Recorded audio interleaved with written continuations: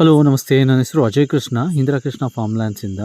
ನಾನಿಲ್ಲಿ ತೋರಿಸ್ತಿರೋದು ನಮ್ಮ ಹಸುಗಳು. ನಮ್ಮ ಹತ್ರ ಅಪ್ರಾಕ್ಸಿಮೇಟ್ಲಿ 85 ನಾಟಿ ಹಸುಗಳಿದ್ದಾವೆ.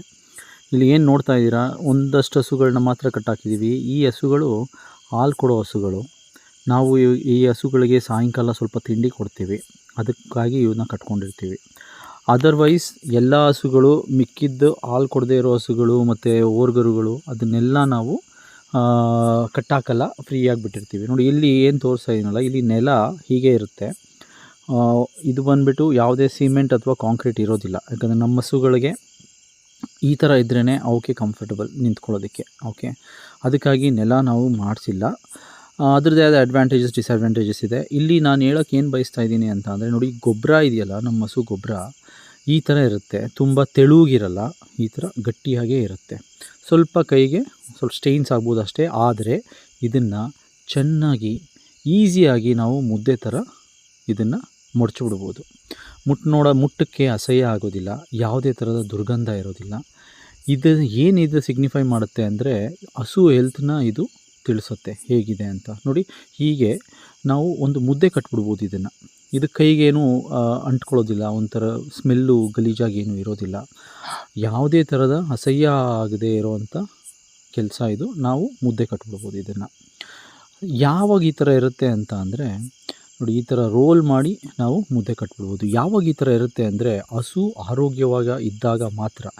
ಏನು ತಿನ್ನುತ್ತೆಲ್ಲ ಅದನ್ನು ಜೀರ್ಣ ಮಾಡಿಕೊಂಡಾಗ ಮಾತ್ರ ಅದರ ಆರೋಗ್ಯ ಚೆನ್ನಾಗಿರುತ್ತೆ ಮತ್ತು ಈ ಥರ ಅದು ಸಗಣಿ ಹಾಕುತ್ತೆ. ನಮ್ಮ ಹಸುಗಳು ಕಾಡಲ್ಲಿ ಮೇಯೋದು, ಬಿಸಿಲಲ್ಲಿ ಯಾವಾಗಲೂ ಬಿಸಿಲಲ್ಲಿ ಓಡಾಡಿಕೊಂಡು ಸಾಯಂಕಾಲ ಬಂದು ಆರಾಮಾಗಿರೋದ್ರಿಂದ, ಯಾವುದೇ ಥರದ ಸ್ಟ್ರೆಸ್ ಇಲ್ಲದೆ ಇರೋದ್ರಿಂದ ಅವು ಆರೋಗ್ಯವಾಗಿರುತ್ತೆ. ಹಾಗೆ ಅದರ ಸಗಣಿ ಚೆನ್ನಾಗಿ ಗಟ್ಟಿಯಾಗಿ ಹಾಕಿರುತ್ತೆ.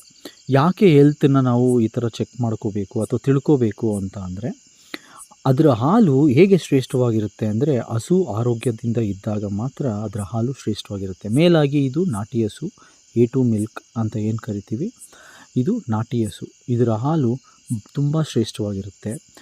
ಅದು ಆರೋಗ್ಯವಾಗಿರೋದ್ರಿಂದ ಅದು ಹಾಲು ನಮಗೆ ಕಮ್ಮಿನೇ ಕೊಡೋದು ನಾಟಿ ಹಸು. ಇದು ಸೌತ್ ಇಂಡಿಯನ್ ರಾಟ್ ಬ್ರೀಡ್. ಅಂದರೆ ಇಲ್ಲಿ ನೋಡಿ, ಈ ಹಸುಗಳು ಅಷ್ಟೇ ಇದೇ ಥರ ಗಟ್ಟಿಯಾಗೇ ಸಗಣಿ ಹಾಕೋದಿದು. ಸೊ ಈ ತಳಿ ಬರ್ಗೂರು ತಳಿ ಏನಿದೆ ನಮ್ಮಲ್ಲಿ ಜಾಸ್ತಿ, ಇವೆಲ್ಲ ಕಮ್ಮಿ ಹಾಲು ಕೊಟ್ಟರು ತುಂಬ ಶ್ರೇಷ್ಠವಾಗಿ ಕೊಡ್ತವೆ. ಆರೋಗ್ಯಕ್ಕೆ ತುಂಬ ಒಳ್ಳೆಯದು. ಯಾವುದೇ ಥರದ ಒಂದು ಎಂಥ ಟೆಸ್ಟ್ ಮಾಡಿಸಿದ್ರೂ this will be the best.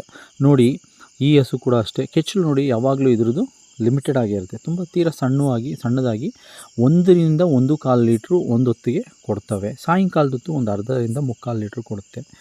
ಕಮ್ಮಿ ಆದ್ರೂ ಅತಿ ಶ್ರೇಷ್ಠವಾಗಿರುತ್ತೆ. ಇದ್ರ ಹೆಸರು ಕುಳ್ಳಿ ಅಂತ ನಾವು ಇಟ್ಟಿರೋದು, ಯಾಕಂದರೆ ಕುಳ್ಳುಗಿದೆ, ತುಂಬ ಕ್ಯೂಟಾಗಿದೆ. ಇದ್ರ ಕೆಚ್ಚಲು ಕೂಡ ಹಾಗೇ.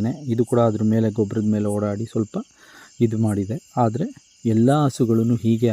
ನಾವು ಕರೆದ ಹಾಲನ್ನ ಬರೀ ತುಪ್ಪನೇ ಮಾಡೋದು. ತುಪ್ಪ ಮಾಡಿ ನಾವು ಮಾರಾಟ ಕೂಡ ಮಾಡ್ತೀವಿ.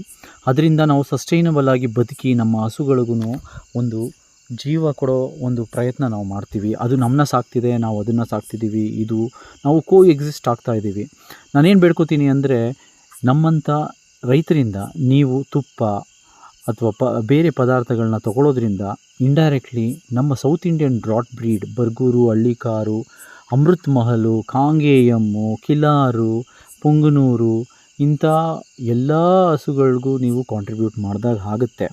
ಅದು ಬಿಟ್ಟು ಬರೀ ನೀವು ನೋಡೋವಂಥ ಬರೀ ಹಾಲು ಜಾಸ್ತಿ ಕೊಡುತ್ತೆ ಅಂತ ಗಿರ್ ತಳಿ ತೊಗೊಂಡು ಬಂದುಬಿಟ್ಟು ಗೋಶಾಲೆ ನಡೆಸ್ತಾರೆ. ಕಾಂಕ್ರೇಜು, ಸಾಹಿವಾಲ್ ಅಂತ ಹಸುಗಳನ್ನ ತಂದು ನಡೆಸ್ತಾರೆ. ಗೋಶಾಲೆ ನಡೆಸ್ತೀನಿ ಅಂತ ಹೇಳ್ತಾರೆ. ಅದು ನಮ್ಮ ಪ್ರದೇಶದಲ್ಲ, ಅದು ನಾರ್ತ್ ಇಂಡಿಯಾದು. ಅಲ್ಲಿಗೆ ಅದು ಲೋಕಲ್ ತಳಿ, ಅಲ್ಲಿಗೆ ಅದು ನಾಟಿ ತಳಿ. ಇಲ್ಲಿಗೆ ಬಂದು ಪಾಪ ಅವು climatic changes, they will undergo climatic changes. ಅಷ್ಟರಲ್ಲಿ ಅದಕ್ಕೆ ತುಂಬ ಸ್ಟ್ರೆಸ್ ಆಗಿಬಿಟ್ಟಿರುತ್ತೆ. ನೀವು ಬರೀ ಅದಕ್ಕೆ ಮಾತ್ರ ಸಪೋರ್ಟ್ ಮಾಡಬೇಡಿ, ನಮ್ಮಂಥವ್ರನ್ನ ಹುಡುಕಿ ನೋಡಿ ಸಪೋರ್ಟ್ ಮಾಡಿ. ಇದರಿಂದ ನಾವು ಎಕನಾಮಿಕಲಿ ಬೆಳೆಯೋದಕ್ಕಾಗುತ್ತೆ, ನಾವು ಎಲ್ಲರೂ ಬೆಳೆದಾಗುತ್ತೆ. ಈ ಥರ ನಮ್ಮನ್ನ ಬೇಡ್ಕೋತಾ ನನ್ನ ಮಾತುಗಳನ್ನ ಮುಗಿಸ್ತೀನಿ. ತುಂಬ ಥ್ಯಾಂಕ್ಸ್.